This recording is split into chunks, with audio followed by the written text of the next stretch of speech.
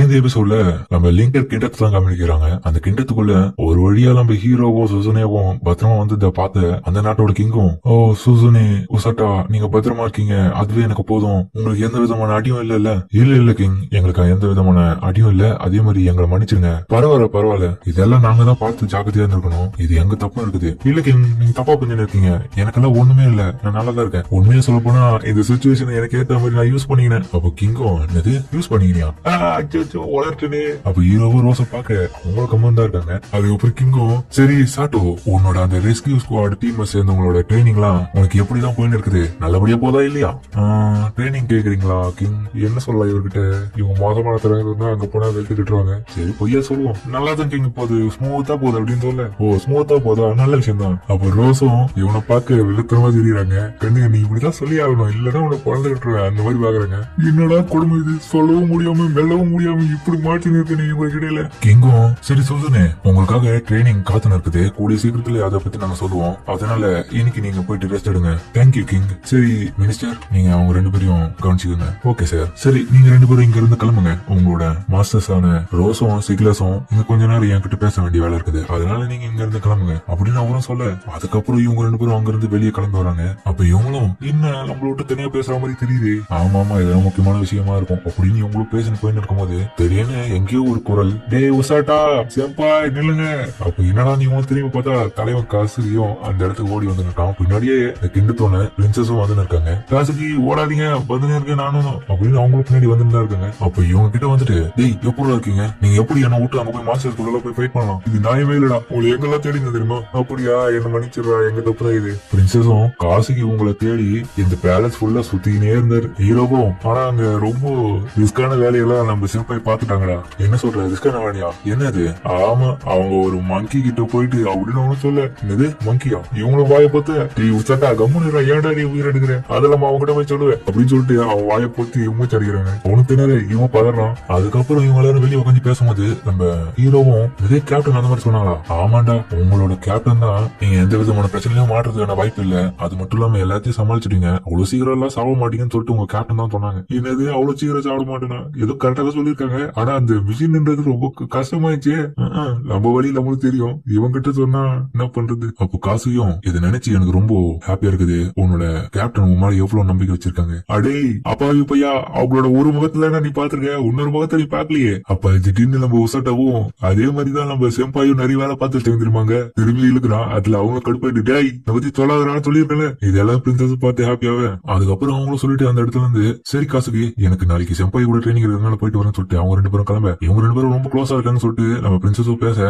அதே போல காசுக்கு நம்ம ரெண்டு பேரும் நல்லா க்ளோஸா தான் இருக்கும், ஆனா நீ என்ன ரொம்ப மரியாதையோட தான் கூப்பிடுற, ஃப்ரெண்டாவே பேச மாட்டேன், என்ன ஷார்ட்டா ஃபிலியான்னு சொல்ல, என்ன இப்படி கேக்குறீங்க, என்ன மன்னிச்சிரு, நான் உன்னை கட்டாயப்படுத்தல. இல்ல பிரின்சஸ் நான் அப்படியே சொல்றேன், என்ன சொல்றீங்க சரியா, ஓகே ரொம்ப தேங்க்யூ அப்படின்னு சொல்ல, அதுக்கப்புறம் நம்ம கிங்க தான் காமிக்கிறாங்க. கிங்கும், சரி நடந்த விஷயத்த சொல்லு, அந்த இடத்துல யாரு அட்டாக் பண்ணா, ஒசாட்டா குரூப் சார், அந்த காட்டுல வந்து ஒரு கொள்ளக்கார கூட்டம் வந்து முதல்ல அட்டாக் பண்ணிருக்கானுங்க, அவங்க வந்து எதிர்ச்சியா தான் வந்திருக்கானுங்க, பட் இருந்தாலும் அது சின்ன பிளானா இருக்கணும்னு சொல்லிட்டு எனக்கு தோணுது. அது மட்டும் இல்லாம அந்த வழியா காட்டு பண்ணி மான்ஸ்டர்ஸ் எல்லாமே திடீர்னு அந்த இடத்துக்கு வந்ததுங்க, வந்து எல்லாரையுமே அட்டாக் பண்ணிட்டு அந்த இடத்துல இருந்து தப்பிச்சு ஓடிச்சுங்க. இதுல முக்கியமான விஷயம் என்னன்னா, அது எல்லாமே பொருட்களை மேயறதுக்காக தான் அதிகமா அந்த இடத்துல நிறைய வரும், ஆனா பட் இது வழக்கத்தை விட மானா இருக்குது, இந்த மாதிரி எல்லாம் அதிகமா அட்டாக் பண்றது நான் பார்த்ததே இல்ல. இங்கும் ஆமா இததான் நான் சொல்லணும், சொல்றது உண்மைதான், இதுக்கான பை சான்ஸ் வேற இருக்கும் எனக்கு தெரிஞ்சு. அப்ப சிக்லஸும், என்ன சொல்றீங்க கிங், அப்படின்னா அந்த டீமன் லார்ட் ஆர்மியை சேர்ந்தவங்களோட வேலையா இருக்குமோ? ஆமா முதல்ல இது என்னால நம்ப முடியல, பட் இதெல்லாம் வச்சு பார்க்கும்போது கன்ஃபார்ம் அவனுங்க நம்ம இடத்தை நோக்கி வந்துட்டானுங்கன்னு நினைக்கிறேன். ஃபைனலி அதுக்கான நேரம் வந்துடுச்சு, அதனால சிக்லஸ் உன்னோட ஆர்மியை சேர்ந்தவங்களை தயார் நிலையில வச்சுக்கோ, எப்ப வேணாலும் நமக்கு ஆபத்து நெருங்கலாம், எனி டைம் அலாட்ல இருக்க சொல்லி எல்லாரையுமே. ஓகே மேஜிஸ்ட்ரி அப்படின்னு அவனும் கிளம்ப. அப்புறம் மினிஸ்டர் செர்ஜியோ, நீங்க போயிட்டு மத்த மினிஸ்டர்ஸ்களுக்கு இந்த இன்ஃபர்மேஷனை சீக்கிரமா கொடுங்க, அவங்க எல்லாருமே தயார்படுத்துங்க. ஓகே மேஜிஸ்ட்ரி அப்படின்னு அவரும் கிளம்ப. அப்புறம் கடைசியா ரோஸ், உன்னை காக்க வச்சதுக்கு என்ன மன்னிச்சிடு, ஆனா உங்ககிட்ட நான் ஒரு ரெக்வஸ்ட் வைக்க போறேன், இந்த முறை இது நார்மலா உங்களோட ரெஸ்கியூ ஸ்குவாடுக்கு அசைன் பண்ண போற மிஷன் கிடையாது கேப்டன் ரோஸ், நீங்க கவலையப்படாதீங்க மை லார்ட், எதிரி ஆர்மி உரு குலைச்சிடுறேன், அவனுங்களை எப்போதான் திரும்பியும் பாப்போம்னு சொல்லிட்டு நான் வெயிட் பண்ணி இருக்கேன், ஏன்னா அந்த டீமன்லோட ஆர்மியை சேர்ந்தவங்க எல்லாருமே நான் மறக்க மாட்டேன். நீ சொல்றது எல்லாம் சரிதான், ஆனா என்ன மன்னிச்சிடு. இல்ல லார்ட், நீங்க தப்பா புரிஞ்சு இருக்கீங்க. நம்மளோட கிண்டத்திலேயே நான் தான் ரொம்ப ஃபாஸ்டஸ்டான ஆளு, அதனால எல்லாத்தையும் என்கிட்ட விட்டுடுங்க, நான் பாத்துக்கிறேன் அப்படின்னு அவங்களும் கிளம்ப. ஒரு நிமிஷம் நில்லு. அப்போ கிங்கி கீழே இறங்கி வந்து டைரக்டா என்கிட்ட பேச வர்றாரு. இதை பார்த்து அவங்க கொஞ்சம் ஆச்சரியப்பட, திரும்பியும் உன்னோட பேட்டில் பொசிஷனுக்கு போறேன், அதனால கொஞ்சம் பாதுகாப்பு பண்ண நல்லா இருக்கும். நீங்க என்ன பத்தி கவலைப்படாதீங்க மைலார்ட், எதுவும் நடக்காம நான் பாத்துக்கிறேன். நம்மளோட கிண்டத்துல முறையா வந்த ஹீலரு நீதான். அது மட்டும் இல்லாம அந்த பேட்டில் என் கமாண்டரா ஒன்னு போட்டேன். அதை போட்டுதான் அந்த டைம்ல மிகப்பெரிய ஒரு தப்பு நான் பண்ணிட்டேன். உனக்கு ஆபத்து ஒண்ணு வந்ததுல அதை நினைச்சுதான் நான் இப்ப கவலைப்படுறேன். ஆமா லார்ட், நான் அந்த விஷயத்த கொஞ்சம் கூட மறக்கல. பரவாயில்லையே, இன்னமும் நீ ஞாபகம் வச்சுருக்கியா? ஆமா லார்ட், அதை எப்படி என்னால மறக்க முடியும்? அந்த போறப்போ என்னோட மத்த சபார்டினேட்ஸ் எல்லாருமே இறந்துட்டாங்க. உண்மையிலேயே இந்த ஹீலிங் மேஜிக்கை வச்சு அவங்க திரும்பி உயிர் பெக்க முடியாதது எனக்கு ரொம்ப வருத்தமா தான் இருக்குது. அந்த டைம்ல அந்த போறப்போதும் என்னோட வலது கண்ணை நான் இழந்தேன். அதனால அந்த விஷயத்துல என்னால மறக்கவே முடியாது. ஏன் இப்படி நீ யோசிச்சு உன்னோட மனசை காயப்படுத்திக்கிற? இதுல காயப்படுறதுக்கு என்ன இருக்குது லார்ட்? என்னோட சபார்டினேட்ஸ் எல்லாருமே இறந்துட்டாங்க அந்த போர்ல. அது மட்டும் இல்லாம என்னோட கண்ணையும் நான் இழந்துட்டேன். அந்த டைம் தான் நான் ஒரு விஷயத்த உணர்ந்தேன். எனக்கு இருக்கிற திறமை பத்துல, அதை இன்னும் நான் இம்ப்ரூவ்மெண்ட் பண்ணா மட்டும்தான் என் கூட இருக்கவங்களை என்னால காப்பாற்ற முடியும், என்னையும் நான் காப்பாத்திக்க முடியும். அந்த பயத்தை எனக்கு ஒரு வழியா நான் மாத்திக்கினேன். அதுக்கப்புறம் நான் ஓர்த்தா என்னோட திறமைய வளர்த்துக்கினேன். என்ன சொல்றேன்? ஆமா லார்ட், பின்ன எதுக்காக நான் ரெஸ்கியூ ஸ்குவாட கிரியேட் பண்ண நினைக்கிறீங்க? அதோட விதிமுறையே என்னன்னா, யாரும் ஃபைட் பண்ணக்கூடாது, பட் அதுக்கு பதிலா டைமா எல்லாரையும் காப்பாத்தி ஆகணும். எல்லாம் புரியுது, ஆனா அந்த போர் முடிஞ்சு 2 வருஷம் ஆயிடுச்சு. உன்னோட கோலை நீ அச்சீவ்மெண்ட் தான் பண்ணிட்டியே. ஆனா அது மட்டும் கிடையாது லார்ட், இன்னொரு விஷயமும் இருக்குது. அது என்ன? என்னோட சபார்டினேட் யாரும் இறக்க மாட்டாங்க. நான் ஒரு வழியா ஒருத்தனை கண்டுபிடிச்சிட்டேன்.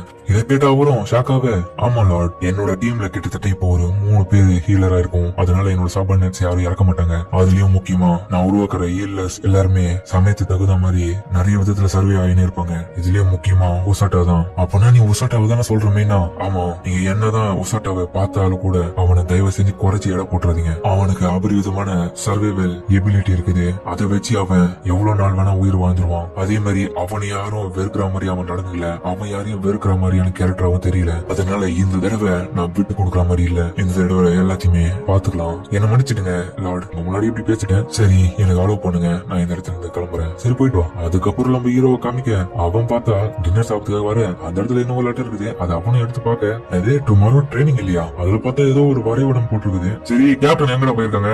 ஏய், யாருக்கிட்டா தெரியும், அவங்க எதுவுமே சொல்லாம போயிட்டாங்க. போகும்போது சாப்பிடாம கூட போயிட்டாங்க. அதுக்கப்புறம் இன்னொரு பக்கம் இந்த டீமன் ஆர்மியை காமிக்க அவனுங்களும் பாலெல்லாம் போட்டு கடந்து போகிறதுக்கு ரெடி பண்ணி இருக்காங்க. சீக்கிரம் ஆகட்டும், வேலையை சீக்கிரமா முடியடா. அப்ப இந்த டார்க் நைட்டும், என்ன மேடம் மோகா சீனம் போட்டு இருக்கீங்க போல, என்னடா சொன்ன டார்க் நைட், உனக்கு எவ்வளவு தைரியம்? உன்னோட சூப்பீரியர் ஆபீசர் கிட்ட இப்படியே பேசல? என்ன மன்னிச்சிடுங்க, போய் வேலையை பாரு, இங்க நின்னு என்ன கலாச்சுன்னு இருக்க. சரி அப்படின்னு அவனும் அந்த இடத்துல இருந்து கிளம்ப. அப்ப இன்னொரு பக்கம் இந்த சயின்டிஸ்டும் அந்த இடத்துக்கு வந்துட்டு, கமாண்டர் என்னடா வேணும் உனக்கு? இல்ல, ஒரு விஷயத்த பாக்கணும். நீங்க அதெல்லாம் பாத்துலாம், வேலை முதல்ல ஆகட்டும். அப்ப அங்க இருக்கிற வேற ஆளுங்களும், என்னமோ ஒண்ணு வருதுடா. அப்ப பார்த்தா அந்த இடத்துல மிகப்பெரிய கொம்பும் இவங்க போட்டு இந்த பாலத்தை அப்படியே உழைச்சு விடுது. அதெல்லாம் பார்த்து இந்த கமாண்டரும் ஷாக்காவே, என்னடான்னு பார்த்தா ஒத்தால நம்ம ரோஸ் தான் வந்து அது எல்லாமே கழிச்சு போட்டு போயிருக்காங்க. அப்ப அவங்களும் வரத பார்த்து இவங்களும், நீயா அப்படின்னு ஒரு வெளியில கத்த, இவங்களும் சிரிச்சுட்டு அந்த இடத்துல இருந்து தப்பிச்சு போறாங்க. இதே மாதிரி எப்படியாச்சும் இவங்களுக்கு வர விடாம தடுத்துடணும். இதுக்கப்புறம் தான் ஆட்டமே சூடு பிடிக்க போகுது அப்படின்னு அவங்களுக்கு ஓடி போயிருக்கேன். அதுக்கப்புறம் மறுநாள் நம்ம ஹீரோவும் நேத்து நம்ம ரோஸ் விட்டு போன அந்த மேப்ல அவன் மார்க் பண்ணிருக்க இடத்தை நோக்கி இவனும் போயின்னு இருக்கான்.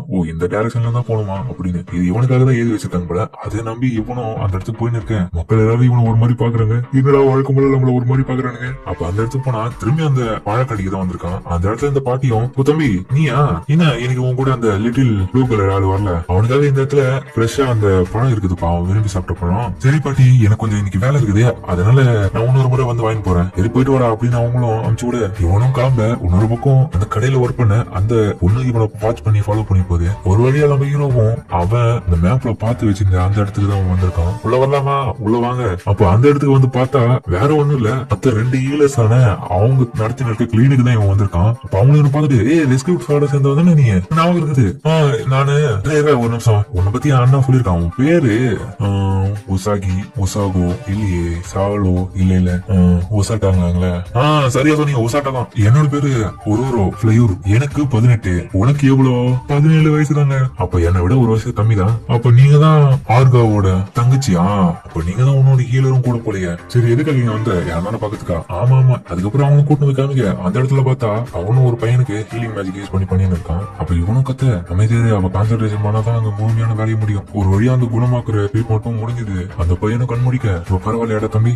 Okay doctor. ஆனா அங்க பாருங்க, உங்களை பாக்கிறதுக்கு 2 பேர் வந்திருக்காங்க. அப்புறம் பார்த்தா இவனும் பேசுன்னு இருக்க. என்னடா எப்படி எல்லாம் போகுது? நல்லா தான் போகுது ஆர்கன். ஆனா என்ன நிறைய விஷயம் நடந்துருச்சு. அப்ப இவன் எடுத்து அந்த லெட்டர் கொடுக்க அது அவனும் படிச்சு பார்த்துன்னு இருக்க. இன்னொரு பக்கம் அவங்க 2 பேரும் பேசின்னு இருக்காங்க. இவனோட முகமே பாத்தீங்கன்னா அந்த லெட்டர் முடிச்சு பிறகு ரியாக்ஷனே மாறிடுது. ஒரு விஷயம் தப்பா இருக்குது பார்த்து அவனும் சரி உங்களுக்கு தெரியாம பாத்துக்கணும் அப்படின்னு அந்த லெட்டரை எடுத்து வச்சுட்டு நார்மலா பேச ஆரம்பிக்கிறான். அப்ப திடீர்னு வெளியில இருந்து ஒருத்தர் வந்துட்டு, ஹலோ டாக்டர், நீங்க வந்து ஹெல்ப் பண்ணணும், என்னோட ஃப்ரெண்ட்ஸுக்கு போட்டுக்குது, நீங்க தான் வந்து காப்பாத்தணும், கொஞ்சம் வாங்க. அப்படியா? சரி சரி வரேன் இருங்க. சாட்டோ, நீ என் கூட வந்தா நல்லா இருக்கும், வரியா? அப்கோர்ஸ் நான் வரேன் அப்படின்னு. அதுக்கப்புறம் 3 பேரும் போக அந்த இடத்துல பார்த்தா ஒரு 3 பேர்கிட்ட அடிபட்டு இருக்குது. அந்த ஆளுக்கு ஒருத்தரும் போயிட்டு ட்ரீட்மெண்ட் கொடுக்க ஹீரோவும் தயங்குறான். நான் இப்பதான் முறையா ஒரு பெரிய லெவல் அடிக்கி ட்ரீட்மெண்ட் கொடுக்குறேன் அப்படின்னு அவனு யோசிக்க, பதட்டப்படாம கான்சன்ட்ரேஷன் ஃபுல்லா அந்த ஹீலிங் மேஜிக்ல யூஸ் பண்றத கவனம் செலுத்தி பண்ணு, கண்டிப்பா ஹீல் ஆயிடும். ஓகே, நான் அப்படியே பண்றேன் அப்படின்னு இவனும் பண்ண. அதுக்கப்புறம் குணமாக்கிறானுங்க. அப்படி எல்லாம் முடிஞ்ச பிறகு அவங்களும் இவனை வீட்டுக்கு அனுப்ப. சரி சாட்டோ, இன்னைக்கு இது முடிஞ்சிருச்சு, நாளைக்கு பாக்கலாம், சரிடா நான் போயிட்டு வரேன் அப்படின்னு அவங்க கிட்ட சொல்லிட்டு இவனும் கிளம்ப. அப்ப இவங்க அண்ணனும் சாட்டோ எடுத்துன்னு வந்த லெட்டர்ல ஒரு முக்கியமான விஷயத்த போட்டிருக்காங்க. அதுல டீமன் ஆர்மி நம்மள நோக்கி வந்து இருக்குது. சாட்டோ இப்பதான் ஹீலிங் மேஜிக்க கத்துன்னு இருக்கான். அவனுக்கு பேட்டில் ஃபீல்ட பத்தி எந்த விதமான எக்ஸ்பீரியன்ஸும் கிடையாது. ஆனா எப்படி இருந்தாலும் அவனோட டேலண்ட்டுக்கு கண்டிப்பா ஜெயிச்சிருவான்றது எனக்கு தெரியுது அப்படின்னு இவங்களும் பேச. அதுக்கப்புறம் நம்ம ஹீரோவை காட்டினா அவனும் அந்த பழக்கடையில பழம் வாங்கிட்டு போகும்போது கொஞ்சம் தூரத்து போயிட்டு சாப்பிட்டுனே போறான். நல்லா இருக்குது. அப்ப திடீர்னு இந்த பொண்ணும் இவங்க கிட்ட வந்து கைய பிடிக்க, என்னாச்சு இருங்க, உங்களுக்கு ஒரு விஷயத்த நான் காட்ட விரும்புறேன், இந்த ஃபியூச்சரை உங்களால தான் மாத்த முடியும் அப்படின்னு சொல்லிட்டு அவங்களும் ஃபியூச்சர்ல நடக்கிற விஷயத்த காமிக்க. ஹீரோவும் அதுல பார்த்தா அந்த வார்ல நிறைய பேர் செத்து போறாங்க. அதுலயும் அந்த நைட்டு நம்மளோட சுசுனே செம்பாயும் காசுகையும் ரத்த வெள்ளத்துல மிதக்க விட்டுருக்கான். அதை ஹீரோவும் பார்த்து அந்த பொண்ணும் சரி எப்படியாச்சும் இதை சேஞ்ச் பண்ணுங்க, எனக்கு ரொம்ப தலைவலிக்குது, நான் போயிட்டு வரேன்னு அவங்களும் கிளம்ப. அடடா, இதை மாத்தவே முடியாதா அப்படின்னு ஹீரோவும் ஷாக்காவ.